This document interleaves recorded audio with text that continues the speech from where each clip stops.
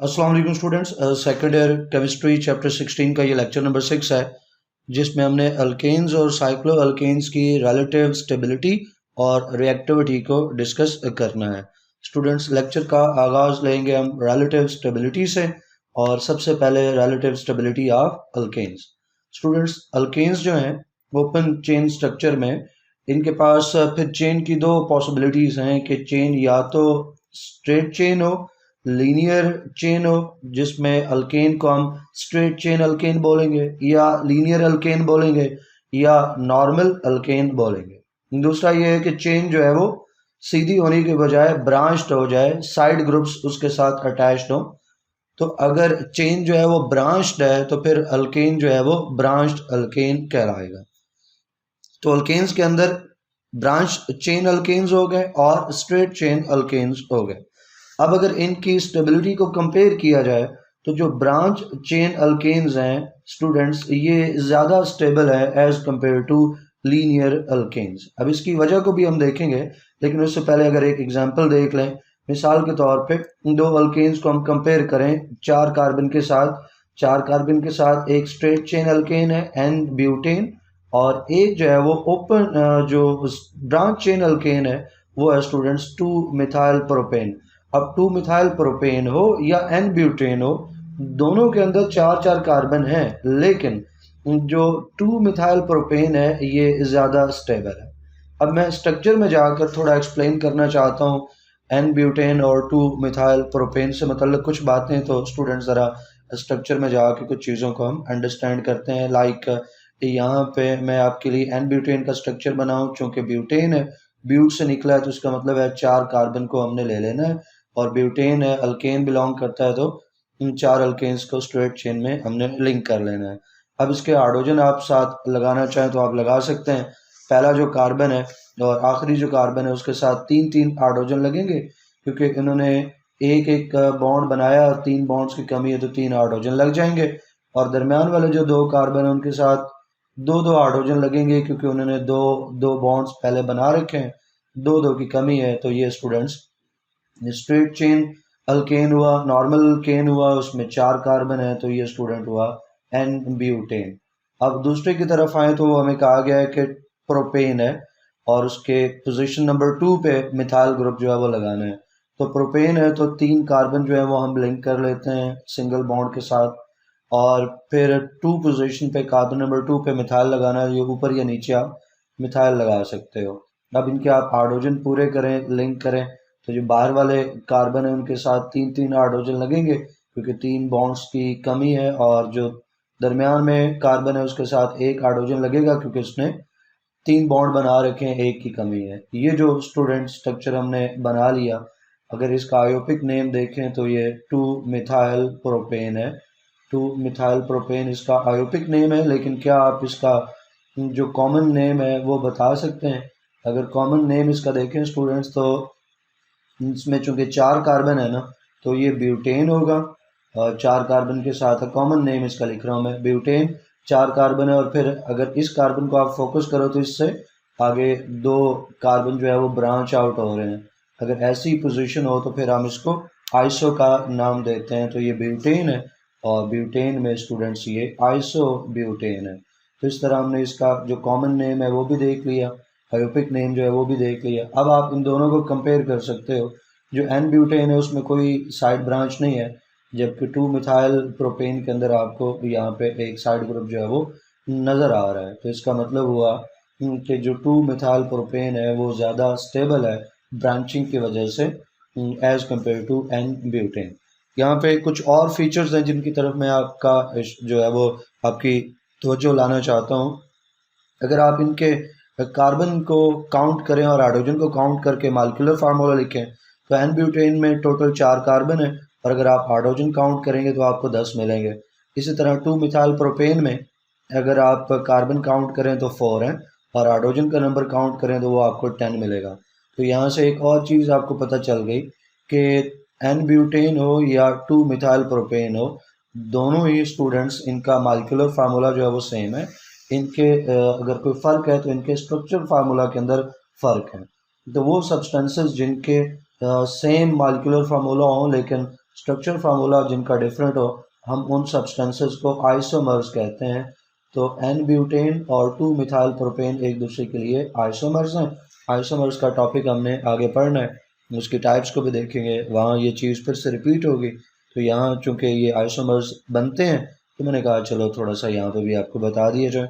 बहरहाल ब्रांचिंग की वजह से स्टेबिलिटी बढ़ जाती है। स्टूडेंट्स अगर इस की रीजनिंग की तरफ आएँ कि क्यों ब्रांचिंग जो है वो स्टेबिलिटी को इंक्रीज़ करती है, तो बहुत सारे फैक्टर्स हैं जिनको लेकर ब्रांचिंग के साथ जो स्टेबिलिटी है उसको एक्सप्लेन किया जा सकता है। उसमें बड़ी बड़ी मोटी मोटी टर्म्स भी इस्तेमाल होती हैं, मैं उनमें नहीं जाऊंगा। मैं सादा लेवल के ऊपर रहते हुए आपको जो इसकी रीज़न है वो एक्सप्लेन करूंगा। अगरचे जैसे मैंने कहा कि एक से ज़्यादा अंदाज से आप ये रीजनिंग एक्सप्लेन कर सकते हैं, रीजनिंग दे सकते हैं।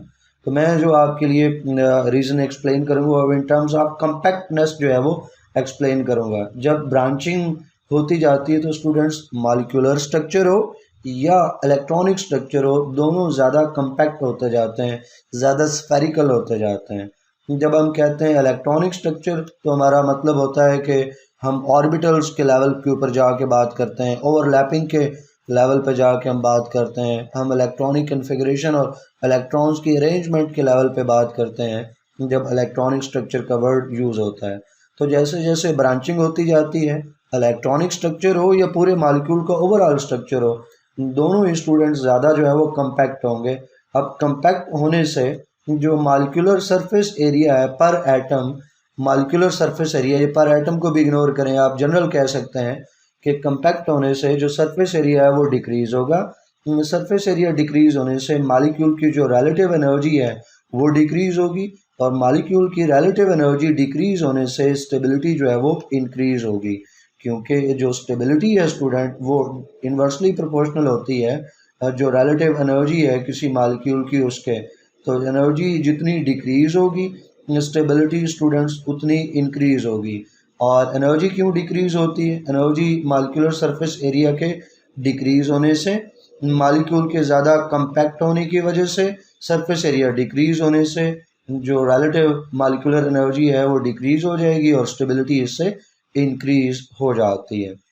स्टूडेंट्स ये सादा तरीन अल्फाज में मैंने आपके लिए रीज़न जैसे कहा एक्सप्लेन की है, अगरचे इसमें मुश्किल अल्फाज के साथ और टर्म्स के साथ भी इसको एक्सप्लेन किया जा सकता है। लास्ट लेक्चर के अंदर भी मैंने जो ब्रांचिंग है, ब्रांचिंग को सरफेस एरिया के साथ जो है वो जोड़ा था। सरफेस एरिया ये इन्वर्सली प्रोपोर्शनल होता है ब्रांचिंग के। एक मॉलिक्यूल में ब्रांचिंग जितनी बढ़ती जाएगी सरफेस एरिया जो है वो उतना डिक्रीज़ होता जाएगा। ब्रांचिंग के बढ़ने से सरफेस एरिया जो है वो डिक्रीज़ होगा, और सरफेस एरिया के डिक्रीज़ होने का मतलब है मॉलिक्यूल ज़्यादा कम्पैक्ट होगा और उससे स्टेबिलिटी जो है वो बढ़ जाएगी। अब जब हम एक्सपेरिमेंटल लेवल पे जाकर इस चीज़ को देखते हैं तो हमें पता चलता है कि जब ब्रांच चेन अल्केन्स को बर्न किया जाता है, इनकी कंबस्टन की जाती है, तो जो ब्रांच चेन अल्केन्स हैं स्टूडेंट्स, इनकी जो हीट ऑफ कंबस्टन है वो रिलेटिवली कम है नॉर्मल अल्केन से। नॉर्मल अल्केन्स कौन से हैं? नॉर्मल अल्केन्स जो हैं वो स्ट्रेट चेन अल्केन्स हैं।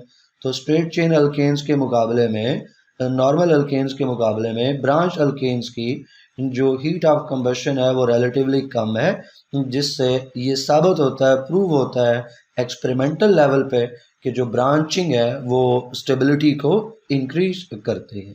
स्टूडेंट्स अब ये जो कम्पैक्ट वाली बात थी इसको आप यहाँ पे देख सकते हैं, ये आपके सामने पेंटेन है। पेंटेन की ये ओपन फॉर्म में स्ट्रेट चेन है, यानी ये एन पेंटेन है, और एन पेंटेन में आप देख सकते हो कि ज़्यादा जो है वो उसका सरफेस एरिया है, कम्पैक्टनेस जो है वो कम है। और दूसरी तरफ ये नियो पेंटेन है, इसका आप आयोपिक नेम भी लिख सकते हो। नियो पेंटेन में अगर आप देखते हो तो ये ज़्यादा स्फेरिकल है, मोर लाइक स्फेयर है। मोर लाइक स्फेयर होने से मोर कम्पैक्ट है, मोर कम्पैक्ट होने की वजह से सरफेस एरिया कम है, और जो मॉलिक्यूलर रिलेटिव मॉलिक्यूलर एनर्जी है वो कम है, जिससे स्टेबिलिटी जो है वो ज़्यादा है। तो नियो पेंटेन की स्टेबिलिटी एन पेंटेन से ज़्यादा है क्योंकि इसमें ब्रांचिंग ज़्यादा है। एक और पेंटेन भी होता है जिसको आइसो पेंटेन कहते हैं। अगर मैं इन तीनों को मिला के आपको बता दूं तो जो एन पेंटेन है, एन पेंटेन ये स्ट्रेट चेन है स्टूडेंट, और स्ट्रेट चेन होने की वजह से, ब्रांचिंग ना होने की वजह से इसकी स्टेबिलिटी जो है वो कम है। इससे ज़्यादा स्टेबिलिटी होती है आइसो पेंटेन की। आइसोपेंटेन में ब्रांचिंग आ जाती है और आइसोपेंटेन से ज़्यादा स्टेबिलिटी है नियो पेंटेन की। ये जब लास्ट लेक्चर में मैंने बॉइलिंग पॉइंट्स एक्सप्लेन किए थे और उनके ट्रेंड्स एक्सप्लेन किए थे तब भी रेफ़र किया था। चलो स्ट्रक्चर भी क्विकली आपको बता देता हूँ। एन पेंटेन में क्या होता है कि 5 कार्बन जो है वो स्ट्रेट चेन में आपने लिंक कर लेते हैं, ये एन पेंटेन है। आइसोपेंटेन में क्या होता है कि जो है 2 कार्बन जो है वो एंड के ऊपर ब्रांच आउट हो जाते हैं, 3 ले लिए और 2 कार्बन अगर इस तरह से आप ब्रांच आउट कर लेते हैं तो ये आइसोपेंटेन है। नियोपेंटेन में क्या होता है कि 5 में से 1 कार्बन सेंटर पे है और बाकी जो 4 कार्बन है वो साइड पे यूं ब्रांच आउट हुए होते हैं। साथ आप इनके हाइड्रोजन अटैच कर लें तो पूरा स्ट्रक्चर बन जाएगा। तो जो आप देख सकते हो कि जो इनकी चेन्स मैंने ड्रा की हैं, तो नियोपेंटेन सबसे ज़्यादा ब्रांच्ड है, इसकी स्टेबिलिटी सबसे ज़्यादा है। आइसोपेंटेन की ब्रांचिंग दरमियानी है तो इसकी स्टेबिलिटी भी दरमियान में, और नियोपेंटेन जो है स्ट्रेट चेन है तो सबसे कम स्टेबिलिटी है इसकी। स्टूडेंट्स, अल्केन्स की रिलेटिव स्टेबिलिटी के बाद अब हम बात करते हैं साइक्लो अल्केन्स की रिलेटिव स्टेबिलिटी। अब जब साइक्लो अल्केन्स की रिलेटिव स्टेबिलिटी की बात कर रहे हैं ना, तो हमें साइक्लो अल्केन को साइक्लो अल्केन के साथ ही कंपेयर करना है। तो साइक्लो अल्केन्स की 2 हिस्से हम कर सकते हैं। एक वो साइक्लो अल्केन्स जो शुरू वाले हैं, लोअर साइक्लो अल्केन्स हैं, और एक हैं जिनमें कार्बन का नंबर ज़्यादा है, हायर साइक्लो अल्केन्स हैं। और इनकी अगर स्टेबिलिटी को कंपेयर करें तो जो लोअर साइक्लो अल्केन्स हैं ये लेस स्टेबल हैं हायर साइक्लो अल्केन्स के मुकाबले में। मिसाल के तौर पे साइक्लो अल्केन्स के अंदर जो पहला मेंबर है, जो पहला कंपाउंड है, वो साइक्लोप्रोपेन है। और साइक्लोप्रोपेन पूरी ये जो फैमिली है साइक्लो अल्केन की, इस पूरी फैमिली में साइक्लोप्रोपेन जो कि पहला मेंबर है ये लीस्ट स्टेबल है। और इसकी भी जो रीजंस हैं, इसकी जो लॉजिक है, इनकी जो पहले मेंबर्स हैं, ये लोअर मेंबर्स हैं साइक्लो अल्केन्स के, वो लेस स्टेबल क्यों हैं? इसकी रीज़न में भी बहुत सारे फैक्टर्स हैं, बहुत सारे हाइपोथेसिस हैं, बहुत सारी थ्योरीज हैं जिनको लेकर एक्सप्लेन किया जा सकता है। मैं यहाँ पे सिर्फ 2 हाइपोथेसिस को रेफ़र करूँगा, एक या 2 थ्योरीज को रेफ़र करूँगा आप कह लें। एक एंगल स्ट्रेन की थ्योरी है और एक जो है वो ओवरलैपिंग थ्योरी है। दोनों को लेके यहाँ पे हम जिक्र करेंगे और रीज़न को तलाश करेंगे। तो अगर एंगल स्ट्रेन वाली थ्योरी को देखें तो एंगल स्ट्रेन थ्योरी ये बताती है कि एंगल स्ट्रेन जितना ज़्यादा होगा स्टेबिलिटी जो है वो उतनी जो है वो कम होगी। इसको हम यहाँ पे एक जगह लिख भी लेते हैं कि स्टेबिलिटी जो है ये इन्वर्सली प्रोपोर्शनल है स्टूडेंट किसके, एंगल स्ट्रेन के। तो एंगल स्ट्रेन क्या है मैं अभी आपके लिए एक्सप्लेन करता हूँ, लेकिन उससे पहले हम जनरल रिलेशनशिप देख लें। स्टेबिलिटी इन्वर्सली प्रोपोर्शनल है एंगल स्ट्रेन के। एंगल स्ट्रेन जो है वो जितना ज़्यादा होगा स्टेबिलिटी जो है वो उतनी कम होगी। अगर हम कह रहे हैं कि साइक्लो अल्केन जो है ये लीस्ट स्टेबल है तो इसका मतलब है कि इसमें ग्रेटर एंगल स्ट्रेन जो है वो मौजूद होगा। एंगल स्ट्रेन इसमें सबसे ज़्यादा होगा, इसलिए इसकी स्टेबिलिटी सबसे कम है। अब एंगल स्ट्रेन है क्या? एंगल स्ट्रेन के मतलब हम बात करते हैं रफ में जाके। स्टूडेंट्स, आप देखो तो एक जो कार्बन है उसको जब अपने 4 हाइब्रिडाइज्ड ऑर्बिटल्स हैं उनको लेके ओवरलैपिंग करनी है, बॉन्डिंग करनी है। मिसाल के लिए ये कार्बन है, इसका एक हाइब्रिडाइज्ड ऑर्बिटल ये है, दूसरा हाइब्रिडाइज्ड ऑर्बिटल, 4 हाइब्रिडाइज्ड ऑर्बिटल ले रहे हैं। यानी कौन सी हाइब्रिडाइजेशन को हम रेफर कर रहे हैं?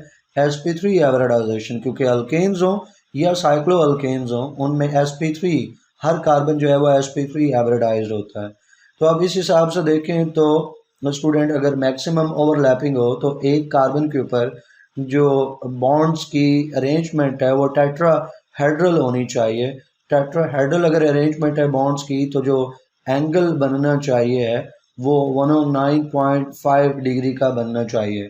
लेकिन साइक्लो अल्केन्स के अंदर जब साइकिल बनता है और क्लोज चेन जो है वो फॉर्म होती है तो ये जो बॉन्ड्स बने हैं, क्या इन बॉन्ड्स की मिसाल के तौर पे ये 2 बॉन्ड्स हैं, इनके दरमियान में जो एंगल है, अब ये आइडली होना कितना चाहिए था? 109.5 डिग्री का। ये टेट्राहेड्रल में हम कह सकते हैं कि ये टेट्राहेड्रल में आइडियल एंगल है। अगर टेट्राहेड्रल मौका मिलता बॉन्ड्स को अरेंज करने का टेट्राहेड्रल अरेंजमेंट पे तो 109.5 डिग्री का एंगल बनता है, इसलिए इसको हम आइडियल एंगल कह रहे हैं। तो क्या यहाँ पे 109.5 डिग्री का है? नहीं, साइक्लोप्रोपेन में तो एंगल जो है वो 60 डिग्री का है। होना कितना चाहिए था आइडली? 109.5 डिग्री है, कितना? 60 डिग्री का। तो फ़र्क कितना आया, डिफरेंस कितना आया? तो 109.5 में से आप सब्सट्रैक्ट कर लो 60 डिग्री तो आपको पता चलेगा जो डिफरेंस है वो तकरीबन 49.5 डिग्री का है। ये जो डिफरेंस है 49.5 डिग्री का, ये स्टूडेंट्स कहलाता है एंगल स्ट्रेन। तो हम यूं भी कह सकते हैं कि आइडियल एंगल जो है 109.5 डिग्री होना चाहिए था, लेकिन उससे डेविएशन हुई, 49.5 डिग्री की डेविएशन हुई, और ये जो डेविएशन है आइडियल एंगल से 109.5 डिग्री से, ये एंगल स्ट्रेन कहलाता है। ये एंगल स्ट्रेन जितना ज़्यादा होगा स्टूडेंट्स, उतनी ही स्टेबिलिटी कम होगी, क्योंकि स्टेबिलिटी इसके इन्वर्सली प्रोपोर्शनल है। तो साइक्लोप्रोपेन के अंदर एंगल स्ट्रेन जो है वो सबसे ज़्यादा होता है, जो अभी हमने निकाला 49.5 डिग्री का एंगल स्ट्रेन जो है वो साइक्लोप्रोपेन में है, जिसकी वजह से इसकी अनस्टेबिलिटी बहुत है, या आप कह लें स्टेबिलिटी बहुत कम है, या अनस्टेबिलिटी बहुत ज़्यादा है। तो जो एंगल स्ट्रेन है वो डेविएशन है नॉर्मल टेट्राहेड्रल एंगल 109.5 डिग्री से। तो यहाँ साइक्लोप्रोपेन में कार्बन कार्बन जो एंगल है वो 60 डिग्री का बन रहा है, एंगल स्ट्रेन 49.5 डिग्री का है, जिसका मतलब है कि ये बहुत ज़्यादा अनस्टेबल मॉलिक्यूल है साइक्लोअल्केन। तो एंगल स्ट्रेन जो थ्योरी है स्टूडेंट्स, ये पहले जो 3 मेंबर्स हैं उनकी स्टेबिलिटी को ही एक्सप्लेन करती है। ये जो एंगल स्ट्रेन थ्योरी है ये वैलिड है सिर्फ पहले 3 मेंबर्स के लिए, साइक्लोप्रोपेन, साइक्लोब्यूटेन और साइक्लोपेंटेन के ऊपर। जो इससे आगे मेंबर्स हैं, साइक्लोहेक्सेन, साइक्लोहेप्टेन, साइक्लोऑक्टेन, साइक्लोनोनेन, साइक्लोडिकेन, उनके ऊपर एंगल स्ट्रेन थ्योरी फेल हो जाती है। क्यों फेल हो जाती है? जब हम साइक्लोहेक्सेन के ऊपर एंगल स्ट्रेन थ्योरी को अप्लाई करते हैं तो इस थ्योरी के मुताबिक साइक्लोहेक्सेन को अनस्टेबल होना चाहिए, लेकिन वो स्टेबल है। इसी तरह इस थ्योरी के मुताबिक साइक्लोहेप्टेन को बहुत ज़्यादा अनस्टेबल होना चाहिए, लेकिन वो बहुत ज़्यादा स्टेबल है। इस थ्योरी के हिसाब से साइक्लोडिकेन को बहुत ज़्यादा अनस्टेबल होना चाहिए, लेकिन वो स्टेबल है। इसका मतलब है कि ये जो एंगल स्ट्रेन थ्योरी है ये हायर मेंबर्स की स्टेबिलिटी को एक्सप्लेन नहीं करती है, लेकिन जो लोअर मेंबर्स हैं, पहले 3 मेंबर्स हैं, उनकी स्टेबिलिटी को एक्सप्लेन करती है, साइक्लोप्रोपेन, साइक्लोब्यूटेन और साइक्लोपेंटेन। तो स्टूडेंट्स यहाँ पे आप वो एंगल स्ट्रेन देख सकते हैं, 60 डिग्री का है साइक्लोप्रोपेन में कार्बन कार्बन कार्बन एंगल, और आइडियल एंगल से अगर आप डिफरेंस निकालें तो 49.5 डिग्री का एंगल स्ट्रेन होगा या डेविएशन इसमें मौजूद होगी। अगर आप साइक्लोब्यूटेन का जिक्र करते हैं तो कार्बन कार्बन जो एंगल है वहाँ पे 90 डिग्री का है, तो डेविएशन जो है वो 19.5 डिग्री की है। अब आप अगर इन दो को कंपेयर करते हो, साइक्लोप्रोपेन और साइक्लोब्यूटेन, तो आप देख सकते हो क्योंकि साइक्लोब्यूटेन में एंगल स्ट्रेन कम है। साइक्लोब्यूटेन में एंगल स्ट्रेन कम होने से साइक्लोब्यूटेन की जो स्टेबिलिटी है वो ज़्यादा होनी चाहिए, तो साइक्लोब्यूटेन की स्टेबिलिटी ज़्यादा है रिलेटिवली साइक्लोप्रोपेन। जब आप साइक्लोपेंटेन की बात करते हैं तो वहाँ कार्बन कार्बन जो एंगल है 108 डिग्री का है, और 109.5 से 108 सब्सट्रैक्ट करते हो तो एंगल स्ट्रेन जो है वो जस्ट 1.5 डिग्री का है, तो बहुत कम एंगल स्ट्रेन है, जिसकी वजह से साइक्लोपेंटेन की स्टेबिलिटी इन पहले 2 मेंबर्स से बहुत ज़्यादा है। तो पहले 3 मेंबर्स को देख लें तो साइक्लोप्रोपेन लीस्ट स्टेबल है, उससे ज़्यादा स्टेबल जो है वो साइक्लोब्यूटेन है, और उससे ज़्यादा स्टेबल जो है वो साइक्लोपेंटेन है। हमने ये एक्सप्लेन किया in terms of angle strain या एंगल स्ट्रेन थ्योरी। अब जो इसके बाद वाले मेंबर्स हैं, साइक्लोहेक्सेन, हेप्टेन और बाकी जो मेंबर्स हैं, हायर मेंबर्स, उनकी स्टेबिलिटी को एक्सप्लेन किया जा सकता है ओवरलैपिंग की टर्म में। तो जो हायर साइक्लोअल्केन्स हैं उसको कार्बन कार्बन जो sp3 ओवरलैपिंग है उसको लेके एक्सप्लेन कर सकते हैं। उसको लेके कैसे एक्सप्लेन कर सकते हैं स्टूडेंट? उसको कुछ ऐसे एक्सप्लेन कर सकते हैं कि जितना एक्सटेंट ऑफ ओवरलैपिंग होगी, जो एक्सटेंट है ओवरलैपिंग की, आप गेस कर सकते हो कि उसका स्टेबिलिटी के साथ जो है वो क्या रिलेशनशिप होगा बॉन्ड स्टेबिलिटी के साथ। तो एक्सटेंट ऑफ ओवरलैपिंग जितनी ज़्यादा होगी स्टूडेंट, स्टेबिलिटी भी उतनी ज़्यादा होगी। तो अगर हम स्टेबिलिटी को रिलेट करें तो stability is directly proportional to the extent of overlapping, sp3 overlapping जो यहाँ पे होनी है कार्बन कार्बन में, वो जितनी ज़्यादा ओवरलैपिंग होगी उतनी ज़्यादा स्टेबिलिटी होगी। अब जो ओवरलैपिंग है स्टूडेंट्स, ये एंगल स्ट्रेन के इन्वर्सली प्रोपोर्शनल होती है। एंगल स्ट्रेन जितना ज़्यादा है ओवरलैपिंग उतनी कम होगी, स्टेबिलिटी उतनी कम होगी। तो ऊपर वाले जो 3 मेंबर्स देखे हैं उसमें आप देख सकते हो कि एंगल स्ट्रेन होने की वजह से रिलेटिवली जो हम बात करें तो एक्सटेंट ऑफ ओवरलैपिंग रिलेटिवली कम है और स्टेबिलिटी जो है वो रिलेटिवली कम है, और इससे आगे के जो मेंबर्स हैं, हर मेंबर्स हैं, उनमें एक्सटेंट ऑफ ओवरलैपिंग जो है वो ज़्यादा है और जिसकी वजह से स्टेबिलिटी भी उनकी ज़्यादा है। इवन साइक्लो जो पेंटेन ऊपर हमने देखा, ये भी बहुत ज़्यादा स्टेबल है क्योंकि एंगल स्ट्रेन इसमें ना होने के बराबर है, और एंगल स्ट्रेन बहुत कम होने की वजह से ओवरलैपिंग जो है, ओवरलैपिंग की एक्सटेंट काफ़ी ज़्यादा है, आइडियल के ऑलमोस्ट करीब है। अब एक और चीज़ जो यहाँ पे बताना चाहता हूँ वो स्टूडेंट्स कंफर्मेशन है।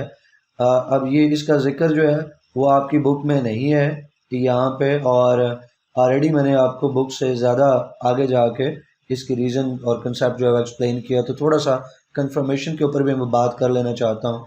जो एंगल स्ट्रेन थ्योरी है उसके हिसाब से सारे के सारे जो कार्बन होते हैं वो एक प्लेन के अंदर होते हैं। जो कंफर्मेशन या कंफर्मेशनल थ्योरी है वो कहती है नहीं, ज़रूरी नहीं है, ऐसा हो सकता है मिसाल के तौर पे साइक्लोहेक्सेन है, साइक्लोहेक्सेन का अगर मॉलिक्यूलर फार्मूला लिख लूँ तो साइक्लोहेक्सेन का मॉलिक्यूलर फार्मूला C6H12 बनता है, तो कार्बन का एग्जैक्ट 12 जो है, एग्जैक्ट डबल जो है वो हाइड्रोजन नंबर होता है स्टूडेंट्स। तो जो साइक्लोहेक्सेन है अगर उसमें देखें तो 6 कार्बन है, तो 6 कार्बन में जो 4 कार्बन है वो स्टूडेंट्स एक प्लेन के अंदर होते हैं, और बाकी जो 2 कार्बन है वो इस एक प्लेन से बाहर होते हैं। तो जो छठा कार्बन है वो इस प्लेन से बाहर होगा, पांचवा कार्बन भी, पांचवा और छठा कार्बन इस मेन प्लेन से बाहर होगा। तो क्या किया कि 2 कार्बन्स को जो मेन प्लेन है स्टूडेंट्स उससे बाहर निकाल लेने की वजह से जो स्ट्रेन है वो एंगल स्ट्रेन कम होगी, और एंगल स्ट्रेन कम होने से जो एक्सटेंट ऑफ ओवरलैपिंग है वो बढ़ जाती है। तो जैसा आप देख सकते हो ये एक चेयर की तरह का स्ट्रक्चर बन रहा है, तो ये जो कन्फर्मेशन है इसको चेयर कन्फर्मेशन कहते हैं। एक और कन्फर्मेशन होती है जिसको बोट कन्फर्मेशन कहते हैं। इसका मतलब ये है कि जो अल्केन्स हैं, साइक्लो अल्केन्स हैं, जब वो एक्सटेंट ऑफ ओवरलैपिंग बढ़ाना चाहते हैं और वो कम करना चाहते हैं एंगल स्ट्रेन को, तो वो अपने पूरे स्ट्रक्चर को चेयर की तरह बना लेते हैं या बोट की तरह बना लेते हैं। तो चेयर जो है वो ज़्यादा स्टेबल है एज़ कम्पेयर टू बोट, जैसा कि साइक्लोहेक्सेन की सूरत में आप देख सकते हैं। तो साइक्लोहेक्सेन जो है वो चेयर और बोट जो कन्फर्मेशन या शेप या स्ट्रक्चर जो है वो एक्वायर कर लेते हैं, और इससे जो हायर मेंबर्स हैं वो भी ये स्ट्रक्चर जो है वो एक्वायर कर लेते हैं, और इससे नीचे जो साइक्लोप्रोपेन और साइक्लोब्यूटेन लोअर मेंबर्स हैं वो ये स्ट्रक्चर एक्वायर नहीं करते हैं, वो हायर एंगल स्ट्रेन के साथ जो है वो मौजूद हैं। तो स्टूडेंट्स ये कंफर्मेशन को लेके भी आप स्टेबिलिटी जो है वो एक्सप्लेन कर सकते हो, और भी बहुत सारे फैक्टर्स हैं जिनको लेके ये जो स्टेबिलिटी है इनको एक्सप्लेन किया जाता है। तो आई होप कि ये 3 चीज़ें मैंने आज जो आपको बताई हैं, angle strain, extent of overlapping और जो कन्फर्मेशनल चेंज है, या सारे कार्बन्स को लेके 2 डिफरेंट प्लेन्स के अंदर डिवाइड कर लेना है, उससे या जो एंगल स्ट्रेन है वो कम हो जाती है, ओवरलैपिंग बढ़ जाती है, स्टेबिलिटी बढ़ जाती है। तो ये सारी चीज़ें आपको समझ आई होंगी। बात हम आगे बढ़ाते हैं और रिलेटिव स्टेबिलिटी के बाद अब बात करते हैं रिलेटिव रिएक्टिविटी की। स्टूडेंट्स उसी तरह 2 हिस्से करेंगे, पहले रिलेटिव रिएक्टिविटी ऑफ अल्केन्स और फिर साइक्लो अल्केन्स। तो पहले रिलेटिव रिएक्टिविटी ऑफ अल्केन्स, इसको देखा जाए तो अल्केन्स जो हैं इनको पैराफिन्स का नाम देते हैं, और यहाँ से क्वेश्चन जो है वो फ्रेम किया जा सकता है। एक शॉर्ट क्वेश्चन, कंसेप्चुअल क्वेश्चन जो है वो बन सकता है वाई लगा के, कि why alkanes are called paraffins. तो पैरा का मतलब होता है स्टूडेंट्स लिटिल, यहाँ पे मैं आपके लिए अगर लिख दूँ स्टूडेंट्स तो पैरा मीन्स लिटिल, और अफिन जो है इसका मतलब होता है अफिनिटी या अफेक्शन या अट्रैक्शन या रिएक्टिविटी, जो आप लफ्ज़ लेना चाहें। वैसे लफ्ज़ी मतलब अफिन जो है वो अफिनिटी से है, और अफिनिटी कहते हैं अट्रैक्शन को। तो पैराफिन्स का लफ्ज़ी मतलब हुआ लिटिल अफिनिटी, दूसरे लफ्ज़ों में लिटिल रिएक्टिविटी। तो अल्केन्स की रिएक्टिविटी बहुत कम है, ये एसिड्स के साथ नॉर्मल कंडीशंस पर रिएक्ट नहीं करते, अल्कलीज के साथ रिएक्ट नहीं करते, ऑक्सीडाइजिंग और रिड्यूसिंग एजेंट्स के साथ नॉर्मल कंडीशंस में रिएक्ट नहीं करते हैं। इस वजह से हम अल्केन्स को नाम देते हैं पैराफिन्स का, क्योंकि वो ऑलमोस्ट अनरिएक्टिव हैं अंडर द नॉर्मल सर्कमस्टेंसेस।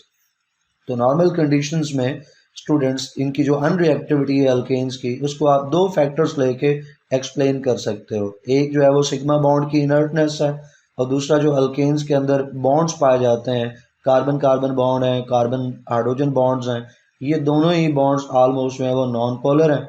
तो इन बॉन्ड्स की नॉन पोलैरिटी और सिग्मा बॉन्ड की इनर्टनेस, इन दो फैक्टर्स को लेके जो अल्केन्स की रिएक्टिविटी है उसको एक्सप्लेन किया जा सकता है। तो चले इन दो फैक्टर्स को लेके अल्केन्स की स्टेबिलिटी को देखते हैं। सबसे पहला जो फैक्टर है स्टूडेंट्स वो इनर्टनेस ऑफ सिग्मा बॉन्ड है। इस फैक्टर को मैं जाके रफ में आपके लिए एक्सप्लेन करता हूँ। हम यहाँ पे सिग्मा और पाई जो बॉन्ड्स हैं और उनके जो इलेक्ट्रॉन्स हैं उनको आपस में कंपेयर करते हैं ताकि बेहतर तौर पे हमें पूरा कंसेप्ट जो मिल सके। तो एक जगह मैं ओवरलैपिंग ले लेता हूँ सिग्मा बॉन्ड के लिए और एक जगह मैं ओवरलैपिंग ले लेता हूँ पाई बॉन्ड के लिए। तो आप जानते हैं कि सिग्मा बॉन्ड जो है उसमें जो ओवरलैपिंग होती है वो आमने सामने होती है, जैसा कि हमने फर्स्ट ईयर के अंदर जो है वो सीखा था। और जो सिग्मा बॉन्ड है ये हाइब्रिडाइज्ड ऑर्बिटल से बनता है। तो एक न्यूक्लियस से हाइब्रिडाइज्ड ऑर्बिटल, दूसरे न्यूक्लियस से भी हाइब्रिडाइज्ड ऑर्बिटल, इनकी ओवरलैपिंग हो गई। और पाई बॉन्ड के लिए अगर देखें तो पाई बॉन्ड जो बनता है वो अनहाइब्रिडाइज्ड ऑर्बिटल से बनता है। तो एक अनहाइब्रिडाइज्ड ऑर्बिटल के दो लूप्स जो हैं वो दोनों के दोनों इक्वल होते हैं और हम दोनों को शो करते हैं। दूसरी तरफ भी एक न्यूक्लियस है और उसके दोनों अनहाइब्रिडाइज्ड ऑर्बिटल दोनों लूप्स के साथ। तो पाई बॉन्ड जो है वो साइडवेज ओवरलैपिंग से या पैरेलल ओवरलैपिंग से फॉर्म होता है। अब अगर मैं ये जहाँ पे न्यूक्लियाई हैं इन न्यूक्लियाई को बड़ा करके शो कर दूँ और इसमें जो इलेक्ट्रॉन्स हैं उनको हम रिप्रेजेंट कर लें तो हम देख सकते हैं कि उन इलेक्ट्रॉन्स के क्या फ़ीचर हैं। यहाँ पे जो सिग्मा बॉन्ड के सिग्मा इलेक्ट्रॉन्स हैं यहाँ पे मैं एक को डॉट से और एक को क्रॉस से शो कर देता हूँ, पेयर है। और इधर भी उसी तरह से दो न्यूक्लियाई जिनके दरमियान में पाई बॉन्ड बन रहा है और उसके इलेक्ट्रॉन एक मैं ऊपर शो कर देता हूँ, एक नीचे शो कर देता हूँ। क्योंकि पाई बॉन्ड की अगर बात की जाए और उसके इलेक्ट्रॉन्स की बात की जाए तो स्टूडेंट्स जो इलेक्ट्रॉन्स की डेंसिटी है या इलेक्ट्रॉन की अवेलेबिलिटी है वो जो लाइन है एक लाइन फर्जी कर, यहाँ पे हम एक इमेजिनरी लाइन अगर हम कनेक्ट करते हैं दोनों न्यूक्लियाई को तो ये लाइन जो है वो इंटर न्यूक्लियर एक्सेस कहलाएगी या इंटर न्यूक्लियर लाइन कहलाएगी क्योंकि दो न्यूक्लियाई के दरमियान में है। तो पाई बॉन्ड के अंदर जो इलेक्ट्रॉन डेंसिटी है या इलेक्ट्रॉन की अवेलेबिलिटी है या इलेक्ट्रॉन की प्रोबेबिलिटी है वो इस इंटर न्यूक्लियर एक्सेस से ऊपर और नीचे होती है। इलेक्ट्रॉन डेंसिटी अबव और बिलो होती है। जबकि सिग्मा बॉन्ड में हम देखें तो जो इलेक्ट्रॉन डेंसिटी है स्टूडेंट्स वो इस इंटर न्यूक्लियर एक्सेस के ऊपर मौजूद है। अब इन सारी बातों को लेके हम कंक्लूजन निकालें तो कंक्लूजन कुछ इस तरह से हम निकाल सकते हैं स्टूडेंट्स के जो सिग्मा बॉन्ड के इलेक्ट्रॉन्स हैं वो लेस एक्सपोज्ड हैं क्योंकि वो दो न्यूक्लियाई के इंटर न्यूक्लियर एक्सेस के ऊपर मौजूद हैं, इसलिए हम कहेंगे कि ये लेस एक्सपोज्ड हैं। लेस एक्सपोज होने की वजह से और दो न्यूक्लियाई के दरमियान में होने की वजह से ये स्टूडेंट्स मोर प्रोटेक्टेड हैं। अगर ये मोर प्रोटेक्टेड हैं और कोई इन इलेक्ट्रॉन्स को छीनना चाहे, अटैक करना चाहे तो वो अटैक जो है वो खासा डिफ़िकल्ट होगा। तो हम कह सकते हैं कि ये इलेक्ट्रॉन्स जो सिग्मा बॉन्ड के इलेक्ट्रॉन्स हैं they are difficult to attack. और इन्हीं सारी बातों को अगर हम अपोजिट कर लें तो पाई बॉन्ड के इलेक्ट्रॉन्स की बातें या फीचर्स आ जाते हैं। पाई बॉन्ड के इलेक्ट्रॉन्स इंटरन्यूक्लियर एक्सेस से ऊपर और नीचे हैं तो रिलेटिवली ज़्यादा एक्सपोज्ड हैं। ज़्यादा एक्सपोज होने की वजह से जो न्यूक्लियस की या दोनों न्यूक्लियाई की इन पे जो अट्रैक्शन है या जो न्यूक्लियाई इनको अट्रैक्ट कर रहे हैं या एक तरह से प्रोटेक्ट कर रहे हैं वो रिलेटिवली कम है। तो मोर एक्सपोज होने की वजह से हम कह सकते हैं कि ये लेस प्रोटेक्टेड है। अगर ये लेस प्रोटेक्टेड है, मोर एक्सपोज्ड हैं तो कोई सब्सटेंस आके इन इलेक्ट्रॉन्स को अटैक करना चाहे तो आसानी से अटैक कर सकता है। लिहाजा ये इजी टू अटैक हैं, इनको आसानी से कोई सब्सटेंस जिसको इलेक्ट्रॉन की ज़रूरत है उनको अटैक कर सकता है। जब स्टूडेंट्स जो पाई बॉन्ड के इलेक्ट्रॉन्स हैं ये इजी टू अटैक हैं, इसका मतलब है पाई बॉन्ड को बड़ी आसानी से तोड़ा जा सकता है। तो इसलिए पाई बॉन्ड जो है और इसके इलेक्ट्रॉन ज़्यादा रिएक्टिव हैं as compare to sigma bond. और sigma bond difficult to attack है, मोर प्रोटेक्टेड है। लिहाजा इससे मुतल्लिक हम कह सकते हैं कि ये बॉन्ड और इसके इलेक्ट्रॉन्स जो हैं ये लेस रिएक्टिव हैं। अब जिस सब्सटेंस के अंदर सिर्फ और सिर्फ सिग्मा बॉन्ड्स पाए जाएंगे तो सिग्मा बॉन्ड चूँकि लेस रिएक्टिव हैं तो वो सब्सटेंस भी लेस रिएक्टिव होगा। तो अगर आप अल्केन्स की बात करो तो अल्केन्स के जो बॉन्ड्स हैं लाइक अगर हम कार्बन हाइड्रोजन बॉन्ड और कार्बन कार्बन दोनों तरह के बॉन्ड्स की अगर हम बात करें तो पहले कार्बन कार्बन बॉन्ड को हम रेफर कर लेते हैं, फिर कार्बन हाइड्रोजन बॉन्ड। तो दोनों ही बॉन्ड्स, ये भी सिंगल बॉन्ड है लिहाजा ये सिग्मा बॉन्ड है, और कार्बन हाइड्रोजन बॉन्ड ये भी सिंगल बॉन्ड है, सिग्मा बॉन्ड है। और अगर सिर्फ हम कार्बन कार्बन बॉन्ड को फोकस करें स्टूडेंट्स, तो ये जो कार्बन कार्बन बॉन्ड है, सिग्मा बॉन्ड लेस रिएक्टिव है। इसका मतलब है अल्केन्स का जो फंक्शनल ग्रुप सी है या आर है, ये भी लेस रिएक्टिव होगा। तो इस तरह से हम सिग्मा बॉन्ड की इनर्टनेस को फोकस करते हुए अल्केन्स की जो लीस्ट रिएक्टिविटी है या लेस रिएक्टिविटी है उसको एक्सप्लेन कर सकते हैं। एक और बात है जिसकी तरफ मैं यहाँ पे आपकी तवज्जो दिलाना चाहूँगा, वो ये है कि स्टूडेंट्स यहाँ पे मैं कोई से दो इलेक्ट्रॉन्स ले लूँ, ये सिग्मा और पाई और छोड़ दें, जनरल बात करें हम, सिग्मा पाई की अब बात ख़त्म होगी, जनरल बात करेंगे। इन दो इलेक्ट्रॉन्स को अगर कोई सब्सटेंस जो है वो अटैक करता है, तो उस सब्सटेंस को हम क्या नाम देंगे जो इन दो इलेक्ट्रॉन्स को अटैक करके छीन लेना चाहे या इनको हासिल करना चाहे? उस सब्सटेंस को हम नाम देंगे इलेक्ट्रोफाइल का। उसको हम क्या नाम देंगे? इलेक्ट्रोफाइल। क्यों इलेक्ट्रोफाइल? इलेक्ट्रॉन के लिए या नेगेटिव चार्ज के लिए, और फाइल का मतलब होता है अट्रैक्शन या लव। तो इलेक्ट्रोफाइल जो सब्सटेंस इन इलेक्ट्रॉन्स को अटैक करेगा, इसका मतलब है वो इलेक्ट्रॉन्स के लिए अट्रैक्शन शो कर रहा है, तभी तो इनको अटैक कर रहा है। तो उस सब्सटेंस को फिर हम इलेक्ट्रोफाइल कहेंगे। इलेक्ट्रोफाइल में फिर दो खूबियाँ होनी चाहिए, या तो ये पॉजिटिव होगा स्टूडेंट्स, तब ये नेगेटिवली चार्ज इलेक्ट्रॉन्स के लिए अट्रैक्शन शो कर रहा है, या फिर इस बेचारे के पास इलेक्ट्रॉन की डेफिशिएंसी होगी, तो अपनी उन इलेक्ट्रॉन की कमी को पूरा करने के लिए ये दूसरों के इलेक्ट्रॉन्स को छीनना चाहता है, उनको अटैक करना चाहता है। तो इलेक्ट्रॉन डेफिशिएंसी होगी इसके पास, या ये पॉजिटिवली चार्ज होगा। तो अगर ये इलेक्ट्रॉन्स को अटैक करता है तो ऐसे सब्सटेंस को इलेक्ट्रोफाइल कहेंगे। ये जो इलेक्ट्रॉन्स हैं, ये पेयर ऑफ इलेक्ट्रॉन है, ये भी किसी के ऊपर अटैक कर सकता है, किसी और के ऊपर अटैक कर सकता है। मिसाल के तौर पे यहाँ पे कोई सब्सटेंस एक्स है, तो ये इलेक्ट्रॉन्स जो हैं वो अटैक करते हैं एक्स के ऊपर। तो इन इलेक्ट्रॉन्स को अब हम क्या नाम देंगे? ये अटैक कर रहे हैं ऑन एक्स, तो इन इलेक्ट्रॉन्स को इस अटैक की वजह से, अटैक करने की वजह से हम नाम देंगे स्टूडेंट्स न्यूक्लियोफाइल का। ये इलेक्ट्रॉन्स अटैक कर रहे हैं, क्यों न्यूक्लियोफाइल कहलाएंगे? इसलिए कि इलेक्ट्रॉन्स जो हैं ये अट्रैक्शन शो करते हैं पॉजिटिव चार्ज के लिए। और यहाँ पे न्यूक्लियो का जो वर्ड है वो इंडिकेट करता है न्यूक्लियस को, और न्यूक्लियस के ऊपर जो होता है पॉजिटिव चार्ज। तो इसका मतलब है कि एक ऐसा सब्सटेंस, कोई एंटिटी, कोई पार्टिकल जो पॉजिटिव चार्ज के लिए अट्रैक्शन शो करे, तो हम उसको कहेंगे इलेक्ट्रोफाइल, क्योंकि वो पॉजिटिव चार्ज के लिए अट्रैक्शन शो कर रहा है। तो इलेक्ट्रॉन्स जो हैं वो नेगेटिवली चार्ज हैं।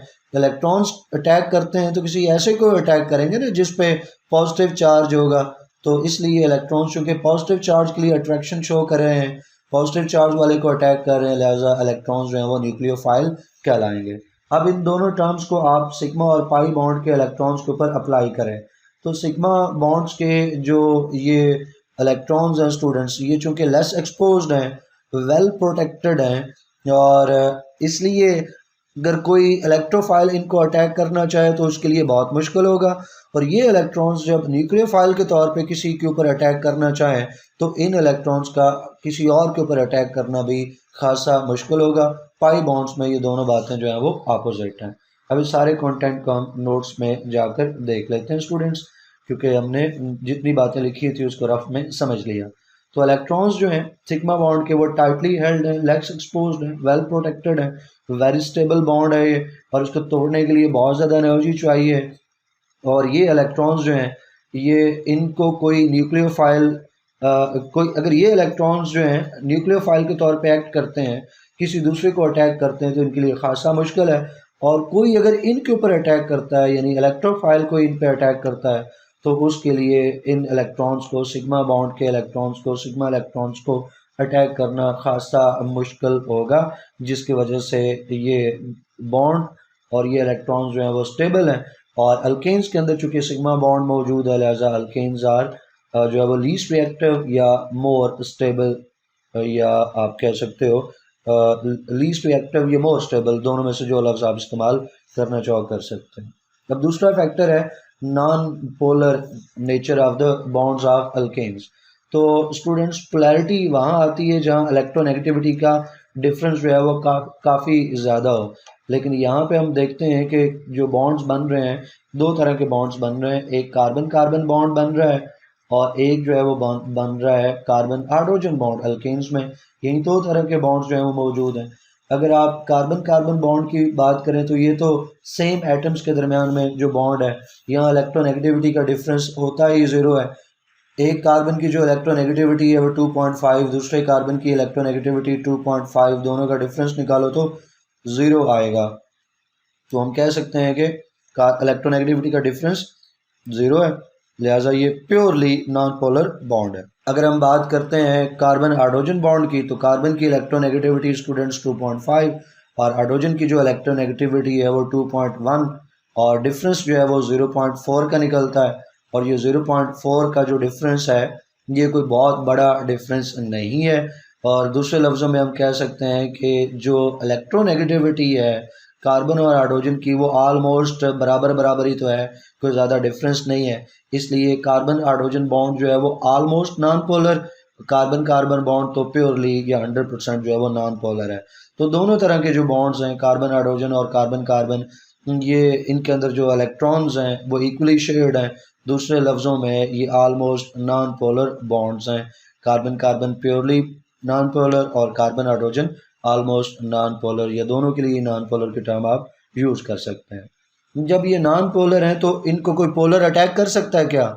सवाल ही पैदा नहीं होता कि एक नॉन पोलर को कोई पोलर अटैच होने की कोशिश करे या अटैक करने की कोशिश करे।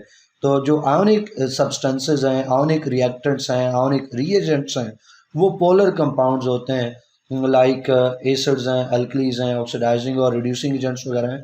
ये चूँकि सारे पोलर हैं तो ये कैसे एक नॉन पोलर को फिर अटैक कर सकते हैं? तो लिहाजा इनका कोई रिएक्शन नहीं है अल्केन्स के ऊपर अंडर दी नॉर्मल कंडीशंस। तो इस तरह से दो फैक्टर्स लेकर, एक इनर्टनेस ऑफ सिग्मा बॉन्ड और दूसरा non polar nature of the carbon carbon and carbon hydrogen bonds, दो फैक्टर्स को लेकर हमने अल्केन्स की रिएक्टिविटी को डिस्कस किया। अब हम साइक्लो अल्केन्स की रिएक्टिविटी को डिस्कस करते हैं। स्टूडेंट्स, साइक्लो अल्केन्स की रिएक्टिविटी को आप इसकी स्टेबिलिटी के साथ रिलेट करके भी बात कर सकते हैं। अल्केन्स में भी ऐसा कर सकते थे, आप स्टेबिलिटी को लेके रिएक्टिविटी को एक्सप्लेन कर सकते थे। यहाँ पे भी आप ऐसा कर सकते हैं। साइक्लो अल्केन्स के अंदर स्टूडेंट्स जो अगर हम बिहेवियर नोट करें, रिएक्टिविटी नोट करें, तो हमें पता चलता है कि जो साइक्लो अल्केन्स हैं वो रिजेंबल करते हैं अपनी रिएक्टिविटी में अल्केन्स के साथ। उनकी रिएक्टिविटी साइक्लो अल्केन्स की वैसी ही है जैसे अल्केन्स की है। उसकी वजह बड़ी सिंपल है कि साइक्लो अल्केन्स के अंदर भी जो कार्बन कार्बन बॉन्ड है और इसके अलावा दूसरा जो बॉन्ड है वो कार्बन हाइड्रोजन बॉन्ड है। तो कार्बन कार्बन बॉन्ड हो, कार्बन हाइड्रोजन बॉन्ड हो, यहाँ पे भी साइक्लो अल्केन में भी ये दोनों बॉन्ड जो है वो नॉन पोलर हैं, जस्ट लाइक अल्केन्स। तो यहाँ पे भी वही फीचर है। फिर ये सिग्मा बॉन्ड है तो इनकी इनर्टनेस वैसी ही है जैसे अल्केन्स की है। तो साइक्लो अल्केन्स वैसा ही बिहेव करते हैं जैसे अल्केन्स बिहेव करते हैं अपनी रिएक्टिविटी में, लेकिन इसमें दो एक्सेप्शंस हैं। दो सब्सटेंसेस को, दो साइक्लो अल्केन्स को छोड़ के। वो दो एक्सेप्शंस कौन सी हैं? एक है स्टूडेंट साइक्लोप्रोपेन और दूसरी है साइक्लोब्यूटेन। ये दो एक्सेप्शंस हैं, इनको छोड़ के बाकी जो साइक्लो अल्केन्स हैं वो अल्केन्स ही की तरह बिहेव करते हैं। इन दो मेंबर्स को क्या मसला है, या इनकी रिएक्टिविटी क्यों डिफरेंट है, या ये कैसे डिफरेंट है? तो स्टूडेंट साइक्लोप्रोपेन हो या साइक्लोब्यूटेन हो, इनमें एक्सटेंट ऑफ ओवरलैपिंग जो है वो मैक्सिमम नहीं है, कम है। वजह इनके अंदर एंगल स्ट्रेन जो है वो ज़्यादा है। ऊपर हमने बात की थी कि साइक्लोप्रोपेन के अंदर एंगल स्ट्रेन जो है 49.5 डिग्री का निकला था और साइक्लोब्यूटेन में 19.5 डिग्री का एंगल स्ट्रेन निकला था। तो ज़्यादा एंगल स्ट्रेन होने की वजह से जो एक्सटेंट ऑफ ओवरलैपिंग है वो कम है। एक्सटेंट ऑफ ओवरलैपिंग कम होने की वजह से बॉन्ड्स जो हैं वो वीकर बॉन्ड है। वीकर बॉन्ड्स होने की वजह से साइक्लोप्रोपेन जो है वो ज़्यादा अनस्टेबल है। अनस्टेबल होने से ये ज़्यादा रिएक्टिव है। स्टूडेंट्स, अब ये किस तरह के रिएक्शन शो करते हैं बाकियों से हटकर, इसका अगर हम जिक्र करें तो जो साइक्लोप्रोपेन है और साइक्लोब्यूटेन, अगरचे ये रिंग स्ट्रक्चर है लेकिन जब ये रिएक्ट करते हैं तो इनका रिंग जो है वो ओपन हो जाता है। तो इसको हम कहते हैं रिंग ओपनिंग रिएक्शन। तो जो साइक्लोप्रोपेन और साइक्लोब्यूटेन दोनों को ही अगर रिएक्ट करवाया जाए तो अपने रिएक्शंस में इनके रिंग्स जो हैं वो ओपन हो जाते हैं। जो साइक्लोप्रोपेन है वो उसका रिंग ओपन होके स्ट्रेट चेन में आ जाएगा, साइक्लोब्यूटेन का भी रिंग जो है वो ओपन होके स्ट्रेट चेन के अंदर आ जाएगा। और ये रिंग ओपनिंग रिएक्शंस कहलाते हैं। तो पहले दो मेंबर्स जो हैं ये रिंग ओपनिंग रिएक्शंस शो करते हैं, और जो इसके बाद वाले मेंबर्स हैं cyclopentane, cyclohexane and so on, वो किसी तरह का कोई रिंग ओपनिंग रिएक्शन शो नहीं करते हैं, वो अल्केन्स की तरह बिहेव करते हैं। तो अब यहाँ पे जैसे ऊपर हमने देखा कि एंगल स्ट्रेन जो है वो साइक्लोप्रोपेन में ज़्यादा है, 49.5 डिग्री का है, और साइक्लोब्यूटेन के अंदर जो है वो जस्ट 19.5 डिग्री का है। तो यहाँ से हम एक बात कर सकते हैं कि अगरचे साइक्लोब्यूटेन भी रिंग ओपनिंग रिएक्शन देगा, लेकिन साइक्लोब्यूटेन रिंग ओपनिंग रिएक्शन जो है वो ज़्यादा मुश्किल से देगा, कि उसमें एंगल स्ट्रेन जो है वो जस्ट 19.5 डिग्री का है, कम एंगल स्ट्रेन है, एक्सटेंट ज़्यादा है, ज़्यादा स्टेबिलिटी है, लिहाजा जिसकी वजह से इसको ओपन करना मुश्किल है, और साइक्लोप्रोपेन के रिंग को ओपन करना या इसको रिएक्ट करवाना जो है वो आसान है। अब ये तो हमने देख लिया रिंग ओपनिंग रिएक्शन का जनरल एक कंसेप्ट।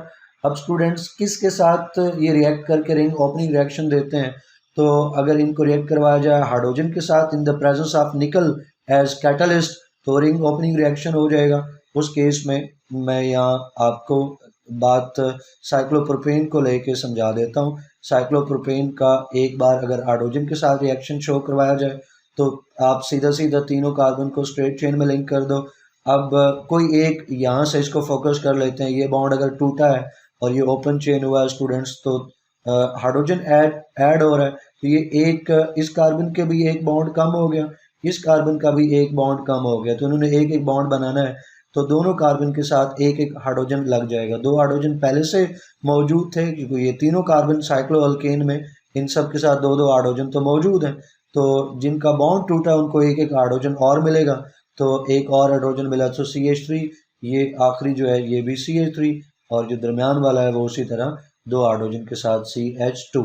तो एक बात मुझे बताएं, क्या कोई हमने एटम कम किया है जब इसका रिंग ओपन हुआ? क्या कोई कार्बन का नंबर कम हुआ है? कार्बन का नंबर कम नहीं हुआ। 3 कार्बन क्लोज चेन में थे और 3 कार्बन जो है वो ओपन चेन के अंदर है। क्या कोई हाइड्रोजन का नंबर कम हुआ है?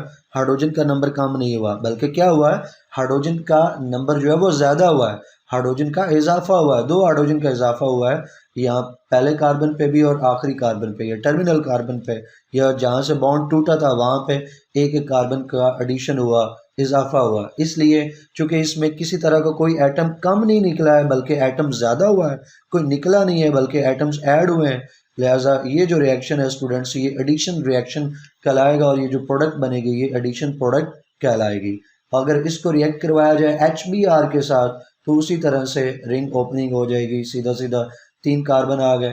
अब एक कार्बन जो टर्मिनल कार्बन है उसके एक के साथ H लगा दो, एक के साथ Br लगा दो, ब्रोमीन, जिसके साथ मर्जी H लगा दो, जिसके साथ मर्जी है ब्रोमीन लगा दो, टर्मिनल दोनों एक जैसे हैं।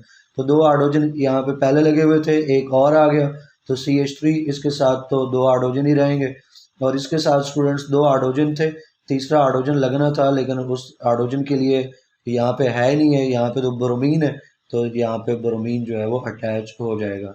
तो ये भी एडिशन रिएक्शन है, क्योंकि इसमें कोई एटम कम नहीं हुआ बल्कि 2 एटम्स का इजाफा हुआ है, ये एडिशन रिएक्शन है। तो अल्केन्स हो, वो अल्केन्स एडिशन रिएक्शन नहीं देते हैं। साइक्लो अल्केन्स के जो हायर मेंबर्स हैं वो एडिशन रिएक्शन नहीं देते हैं, लेकिन जो पहले 2 मेंबर्स हैं साइक्लो अल्केन्स के अंदर, साइक्लोप्रोपेन और साइक्लोब्यूटेन, ये दोनों एडिशन रिएक्शन दे रहे हैं, लिहाजा इनका जो बिहेवियर है वो बाकी साइक्लो अल्केन्स और जो नॉर्मल अल्केन्स हैं उनसे हट के है। उसकी वजह इनकी अनस्टेबिलिटी है, ये जो है वो ज़्यादा अनस्टेबल है, जिसकी वजह से ज़्यादा रिएक्टिव हैं। और इनको आपस में कंपेयर करें साइक्लोब्यूटेन और साइक्लोप्रोपेन को, तो साइक्लोब्यूटेन मोर स्टेबल है। मोर स्टेबल होने की वजह से cyclopropane ring opening reaction show तो करेगी, लेकिन under the sphere conditions.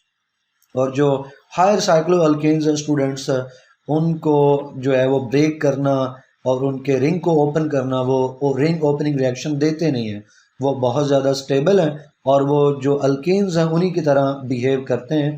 Higher cyclo alkanes जो है वो रिंग ओपनिंग रिएक्शन नहीं देते हैं, और वो रिजेंबल करते हैं अल्केन्स की तरह। अल्केन्स कौन से रिएक्शन देते हैं? Substitution reactions. तो वो जो हायर मेंबर्स हैं वो भी कौन से रिएक्शन देते हैं? सब्स्टिट्यूशन रिएक्शन, जो हायर साइक्लो अल्केन्स और जो अल्केन्स हैं वो सब्स्टिट्यूशन रिएक्शन शो करेंगे, लेकिन साइक्लोअल्केन्स के पहले जो दो मेंबर हैं वो एडिशन रिएक्शन भी देते होते हैं। ये उनसे मुतल्लक एक अनयूजुअल बात है, हट के बात है, एक एक्सेप्शन है जिसकी रीज़न भी हमने देख ली। अब स्टूडेंट्स एडिशन रिएक्शन का मैंने आपको आइडिया दिया, लास्ट में सब्स्टिट्यूशन का भी बता देता हूँ। स्टूडेंट्स अगर मिसाल के तौर पे यहाँ पे मैंने एक अल्केन बना लेता हूँ, ये अल्केन है ओपन चेन, और इसमें हर कार्बन ने अपने चार चार बॉन्ड्स जो हैं वो बना रखे हैं। अगर मैं किसी कार्बन के साथ कोई और मिसाल के तौर पे मैं क्लोरीन अटैच करना चाहता हूँ, क्लोरीन अटैच करना चाहता हूँ इस दरमियान वाले कार्बन के साथ, तो मैं नहीं अटैच कर सकता क्योंकि यहाँ इस कार्बन ने अपने चारों बॉन्ड्स जो हैं वो पहले से बना रखे हैं। अगर मुझे यहाँ पे क्लोरीन को अटैच करना है तो मुझे यहाँ से एक हाइड्रोजन हटाना होगा। तो दो हाइड्रोजन है, दो में से एक हाइड्रोजन मैं हटा देता हूँ, यहाँ से माइनस कर देता हूँ, एक हाइड्रोजन जो है वो रहने देता हूँ। तो एक हाइड्रोजन अब भी स्टूडेंट्स मौजूद है, एक रिमूव कर दिया, और एक हाइड्रोजन के हटाने से अब वहाँ पे मैं एक क्लोरीन का एटम जो है वो अटैच कर सकता हूँ, ताकि जो कार्बन है उसके बॉन्ड की जो नंबर है वो 5 तो होना नहीं है, 4 होना है, तो एक हाइड्रोजन को हटाना पड़ा। इस तरह के जो रिएक्शंस होते हैं जिसमें एक एटम को आप हटा के उसकी जगह दूसरा एटम लगाते हो, इस तरह के रिएक्शन जो हैं वो सब्स्टिट्यूशन रिएक्शन कहलाते हैं। अल्केन्स सैचुरेटेड हैं, उसमें सब्स्टिट्यूशन रिएक्शंस हैं, और जो हायर साइक्लो अल्केन्स हैं वो भी सब्स्टिट्यूशन रिएक्शन देते हैं अपनी सैचुरेशन होने की वजह से। लेकिन पहले जो दो मेंबर्स हैं वो एडिशन रिएक्शन पे देते हैं, रीज़न उसमें रिंग ओपनिंग हो जाती है अनस्टेबिलिटी की वजह से। आई होप कि ये सारी बातें, ये सारा लेक्चर और कंसेप्ट आपको समझ आए होंगे। कोई क्वेश्चन क्यूरी हो तो कमेंट सेक्शन में पूछिएगा। इंशाल्लाह नेक्स्ट वीडियो में नेक्स्ट टॉपिक पढ़ेंगे। टिल देन अल्लाह हाफिज़।